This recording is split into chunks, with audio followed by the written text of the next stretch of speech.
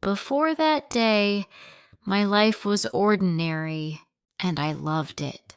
I worked at a small publishing office, lived in a quiet apartment, and spent my evenings reading or calling my mother. Nothing dramatic, nothing secret.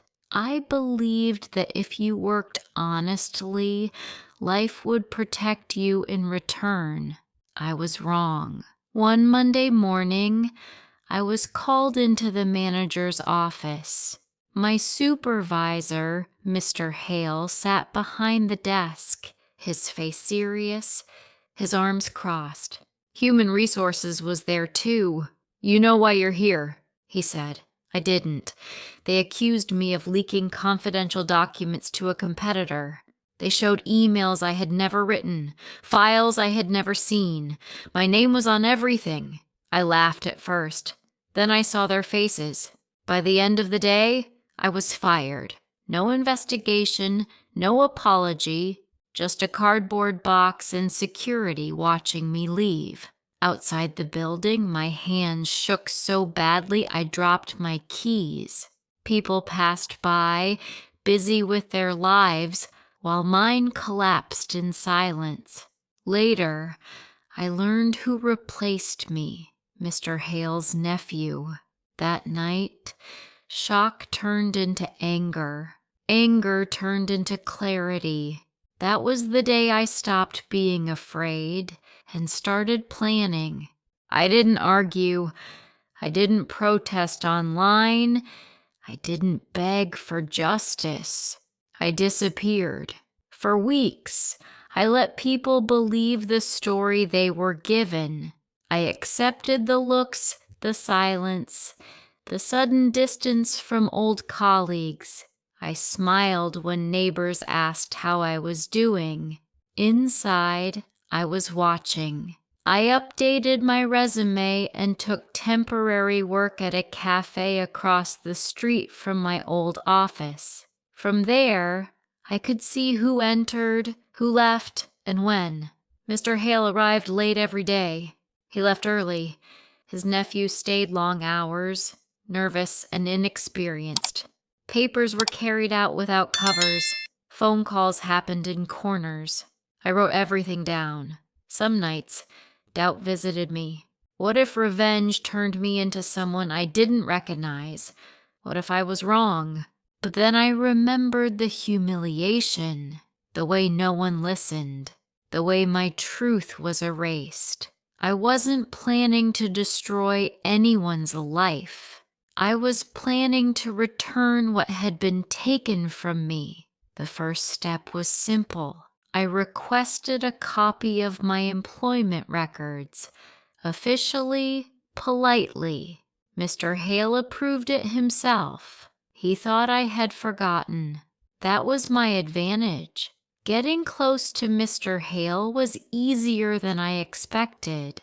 I applied for a short-term freelance position at a company that often worked with my old office. When I emailed him professionally, politely, he responded within an hour. "Good to hear from you," he wrote. "Hope you're doing well," as if he hadn't destroyed my career. We met twice for meetings. He smiled the same confident smile. He asked about my work, my plans, my future. He never mentioned the accusation, not once. I noticed something important. He didn't feel guilty. He felt safe. Slowly, I became useful to him again. I helped with reports. I corrected drafts. I stayed late when others left. I listened more than I spoke. People like Mr. Hale mistake silence for weakness. One evening he said casually, "You handled everything very maturely." I smiled. Inside, my stomach tightened.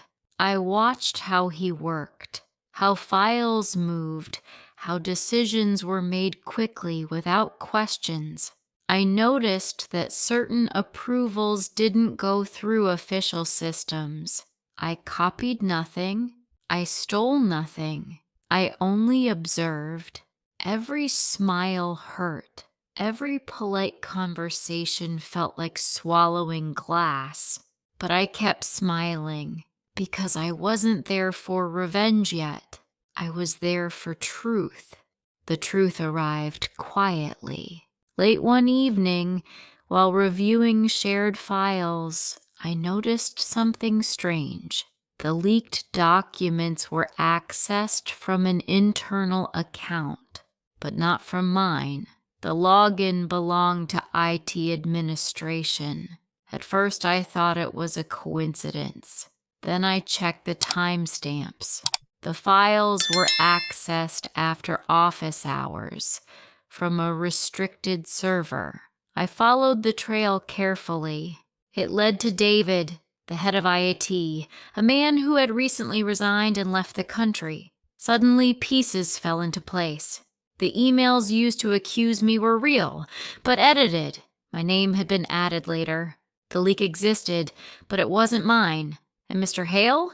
He hadn't created the lie. He had accepted it. David had offered him a solution, a simple one. Blame me. Remove the problem. Promote the nephew. Mr. Hale didn't ask questions.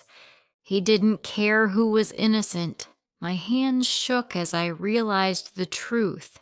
If I continued with my plan, I would destroy a man who chose comfort over justice, but not the one who caused everything. Revenge suddenly felt heavy, unclear, dangerous. I sat alone that night staring at my notes. If I continued, I would hurt the wrong person. I asked Mr. Hale to meet me one last time. He agreed quickly. Confident people usually do. We sat in a quiet meeting room, the kind where important decisions are made behind closed doors. He spoke first, casual as ever. "You've been doing good work," he said. "I'm glad things worked out for you." I placed my folder on the table and slid it toward him. Inside were timelines, access logs, email edits, and copies of approvals. All clear, all connected. Not accusations, evidence. He stopped smiling. "This shows who accessed the files," I said calmly, "and when, and how my name was added later." His face tightened. "You don't understand how these things work." "I understand perfectly," I replied. "You were given a choice. You chose convenience." Silence filled the room. I could have reported him immediately. I could have destroyed his reputation, his career, his carefully built image. I had enough to do it. He knew it too. "I didn't plan to hurt you," he said quietly. "I just didn't stop it." That was his truth. I stood up. "I will submit this," I said. "Not as revenge, as correction." He looked relieved for a moment. Then he realized something. I wasn't protecting him. I was ending his control. I walked out knowing one thing clearly.